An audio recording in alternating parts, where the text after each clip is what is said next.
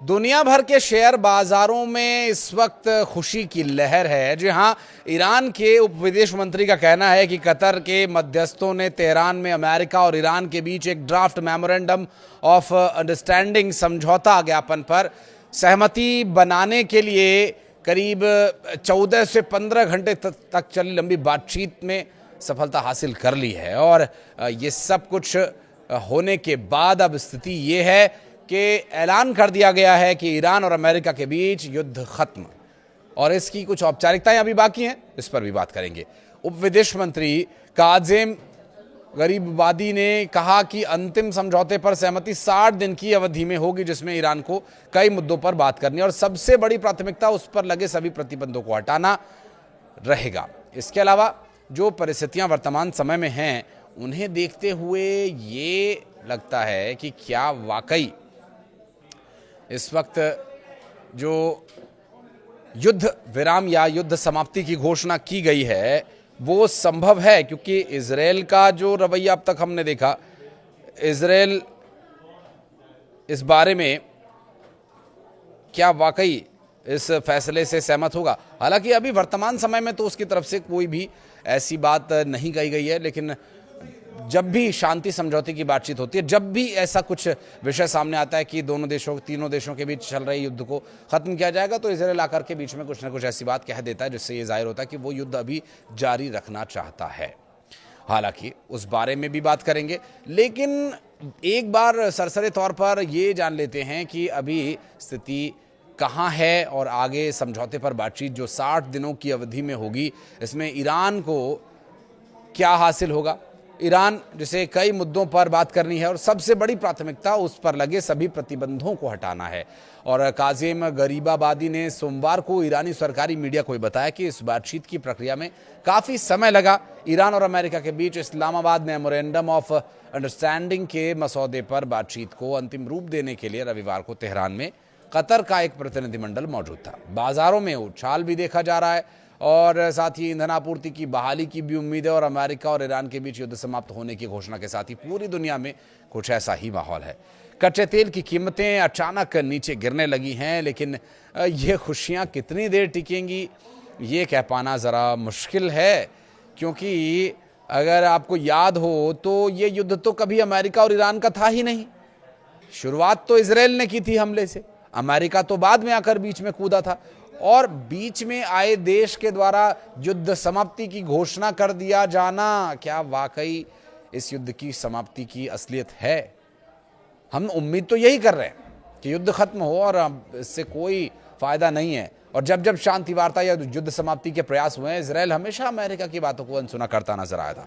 सवाल इसलिए भी उठ रहे हैं, और इस वक्त की सबसे बड़ी खबर आपको बता दें, अमेरिका और ईरान के बीच शांति समझौता हो गया है। दोनों पक्षों ने लेबनान सहित सभी मोर्चों पर सैन्य कार्रवाई को तुरंत और स्थायी रूप से रोकने की घोषणा भी कर दी है। अमेरिका ईरान के समझौते की घोषणा के बाद एशिया में शुरुआती कारोबार के दौरान तेल की कीमतों में भारी गिरावट भी दर्ज की गई है। ईरान के साथ समझौता अब पूरा हो गया है, तो वहीं ईरान ने बयान जारी कर कहा कि अमेरिका के साथ कई महीनों तक चली लंबी और मुश्किल बातचीत के बाद दोनों ने एक डील यानी एमओयू को अंतिम रूप दे दिया है। और ट्रंप ने कहा कि इस समझौते के तहत स्ट्रेट ऑफ होर्मुज को फिर से खोला जाएगा, यानी तेल की बहाली, तेल की सप्लाई फिर से हो सकेगी। और ऊर्जा सप्लाई होने की वजह से दुनिया भर में जो तेल की कीमतों में जबरदस्त उछाल देखने को मिल रहा था, तेल की सप्लाई नहीं हो पा रही थी ऊर्जा की, वो यहां पर मसला हल हो गया है। तो ईरानी बंदरगाहों पर लगी हुई अमेरिकी नौसैनिक नाकेबंदी को तुरंत हटाए जाने को मंजूरी भी दे दी गई है। चूंकि ये घोषणा ट्रंप की तरफ से की गई है, तो ऐसे में ट्रंप ने अपने पोस्ट में लिखा कि दुनिया के जहाजों अपने इंजन चालू कर लो, तेल को बहने दो। यही नहीं, भिखारिस्तान के प्रधानमंत्री शहबाज शरीफ ने कहा कि दोनों देश पीस डील पर 19 जून को स्विट्जरलैंड के जेनेवा में दस्तखत करेंगे, और अगर ऐसा होता है तो ये 47 साल में तेहरान और वॉशिंगटन के बीच हाई लेवल की बैठक भी होगी, और 47 साल में ऐसा पहली बार होगा। ईरान अमेरिका के बीच हुए समझौते का पूरा दस्तावेज अभी जारी नहीं किया गया है। हालांकि ईरानी मीडिया के मुताबिक दोनों देशों के बीच हुए समझौता ज्ञापन में कुछ महत्वपूर्ण बातें शामिल हैं। इनमें से युद्ध सैन्य कार्रवाई को रोकना, स्ट्रेट ऑफ हॉर्मुज को फिर से खोलना, अमेरिकी नौसैनिक नाकेबंदियों को हटाना, ये सब शामिल है। और साथ ही साथ ईरान की फ्रीज की गई संपत्ति और फंड्स जिसे जारी किया जाना बहुत ज़रूरी है। ईरान के लिए बहुत ये एक सकारात्मक संदेश लेकर आएगा। साथ ही परमाणु कार्यक्रम जिस पर अभी तक सहमति नहीं बनी है और शायद आगे बन भी न पाए, बहरहाल फिलहाल तो इस पर बातचीत के लिए दोनों ही पक्ष राजी हैं और प्रतिबंधों पर अगले 60 दिन तक बातचीत का ढांचा तैयार करना इसमें शामिल रहने वाला है। अब थोड़ा सा एक बार मैं आपको ब्रीफ कर देता हूं कि बातचीत कैसे होती है।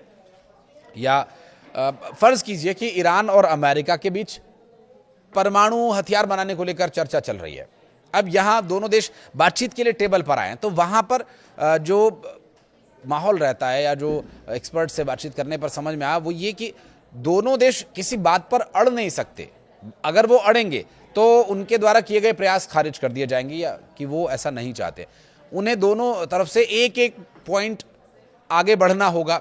मसलन ईरान ने अगर कहा कि अमेरिका ने कहा कि आप परमाणु हथियार नहीं बनाएंगे तो ये युद्ध रुकेगा, तो ईरान का जवाब क्या होगा? ईरान उस पर यह नहीं कहेगा कि नहीं हम तो परमाणु हथियार बनाएंगे, तो ये एक दूसरे के विरोधाभासी हो जाएगा। तो ईरान वहां कुछ ऐसी बात करेगा, मसलन ईरान ये कहेगा कि हम अपने परमाणु कार्यक्रमों को 10 साल के लिए टाल देंगे, तो वो एक कदम आगे बढ़ा। फिर अमेरिका ये कहेगा कि अमेरिका की तरफ से जो भी जवाब आए, ये मैं एक एग्जांपल आपको दे रहा हूं समझाने के लिए, कि अमेरिका की तरफ से ये जवाब दिया जाएगा कि 10 साल नहीं, आपको हमेशा के लिए अपने परमाणु हथियारों के ब्लूप्रिंट सरेंडर करने होंगे। तो ईरान वहां पर यह कह सकता है कि हम एक मध्यस्थ देश को बीच में ले आते हैं जो ये तय करेगा कि कितने दिन तक क्या कुछ करना है। तो दोनों की तरफ से एक एक, चाहे पॉइंट समथिंग % ही सही, लेकिन दोनों कदम आगे बढ़ाए जा रहे हैं। तो इसी तरह से बिंदुवार तरीके से चर्चा आगे बढ़ती है और इसी तरीके से बात आगे बढ़ती है, जहां पर बात आकर के लॉक हो जाती है कि उसके आगे दोनों देशों के पास जवाब देने के लिए कुछ होता नहीं है। फिर बातें रिपीट होने लगती हैं, तो वहां से फिर बातचीत खत्म हो जाती है और वहां पर कुछ ऐसी स्थिति ना बने। इसलिए 60 दिन का समय रखा गया है कि अगर मान लीजिए 1, 2, 3, 4, 5 दौर की बातचीत विफल भी हुई तो और भी मौके उनके पास रहे ताकि वो कुछ वहां पर स्वीकार्यता ला सके। ईरान के उप विदेश मंत्री काजिम गरीबाबादी का कहना है कि MOU पर हस्ताक्षर होने के बाद शुरू होने वाली 60 दिन की अमेरिका ईरान की बातचीत इस बात पर निर्भर करेगी कि अमेरिका पहले अपने 3 वादे पूरे करता है या नहीं करता है। अब वो 3 वादे क्या हैं? एक तो है अमेरिका के द्वारा लगाए गए प्रतिबंधों को हटाना, दूसरा है फ्रीज की गई संपत्तियों को रिलीज करना, तीसरा है स्ट्रेट ऑफ हॉर्मुज को बहाल करना, और इसके अलावा जो बाकी हैं वो उतनी महत्वपूर्ण नहीं। हालांकि वो जब 60 दिन की बातचीत चलेगी तो एक एक छोटे छोटे बिंदुओं पर भी बातचीत होगी, लेकिन फिलहाल बड़ी और खुशखबरी वो ये है कि युद्ध समाप्त हो चुका है। और हालांकि इजराइल की तरफ से भी अभी तक इसमें कुछ दखलंदाजी नहीं की गई और कोई बहुत सकारात्मक या उत्साहपूर्ण परिणाम भी, जवाब भी उसकी तरफ से, प्रतिक्रिया भी नहीं आई है। तो फिलहाल जो आशंकाएं हैं, आशंकाओं के बादल ये ही हैं कि अमेरिका में मिड टर्म के चुनाव होने हैं और हो सकता है कि मिड टर्म के चुनावों की वजह से ऐसा किया जा रहा है कि शांति रहे और बाजार नियंत्रण में रहे। इनसे हम बाद में फिर बातचीत करेंगे और फिर देख लेंगे आगे जो भी स्थिति होगी। हथियारों का कोई जखीरा कहीं भागा तो जा नहीं रहा है, तो संभव है कि ऐसी भी कुछ प्लानिंग हो सकती है, लेकिन हम ये उम्मीद करते हैं कि ऐसा ना हो। हम ये उम्मीद करते हैं कि सिर्फ और सिर्फ शांति के लिए ही प्रयास हो रहे हैं और आगे युद्ध की पुनरावृत्ति वाली स्थिति ना बने। वीडियो को यहाँ तक देखने के लिए बहुत बहुत धन्यवाद। कुछ कहना चाहें तो कमेंट सेक्शन में जरूर बताइएगा।